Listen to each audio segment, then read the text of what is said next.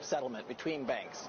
So today, if Morgan wanted to send $10,000 to London right now, the fastest way for her to do that is to drive to Newark or JFK and fly it there. Our view is, in a world of the internet, you can stream video from the space station, you should be able to do real-time settlement between banks, and we sell technology to banks to do that. And the banks are getting on board with this? Because I know there's a lot of paper pushing and also a lot of money attached to those settlements. For sure. So we have over 100 banks working with Ripple today around the world.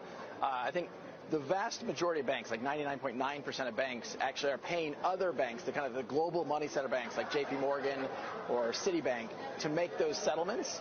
So a lot of the banks are very excited about democratizing how these global payments flow. There's a belief that, you could transform the global payment system over time, although then the alternative argument is you need a centralized.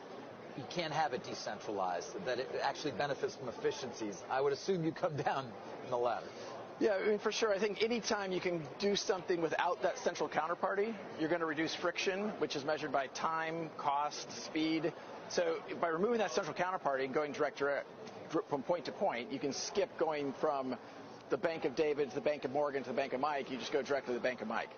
So if the immediate opportunity is efficiencies in this area of the actual kind of nuts and bolts sort of plumbing of the financial system, how does that relate to the value of the Ripple tokens or of the Bitcoin or cryptocurrencies? They're taking on a separate life, it seems, from the future of adoption of this technology. It's a great point, and I think one of the things we all have to remember is that the value of a token over the long term is really going to be derived by its utility. What problem is it solving? How big is that problem? How many customers do you have? There's no question there's a lot of hype in this system, and I don't actually think that's a good thing. For Ripple, we use this digital asset called XRP to settle liquidity needs between banks. So today there's $27 trillion parked at different banks around the world so they can make payments between each other. Our view is you can use a digital asset like XRP to do that in real time.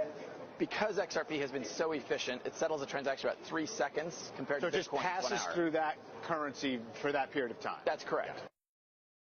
Hey there, thanks for checking out CNBC on YouTube. Be sure to subscribe to stay up to date on all of the day's biggest stories. You can also click on any of the videos around me to watch the latest from CNBC. Thanks for watching.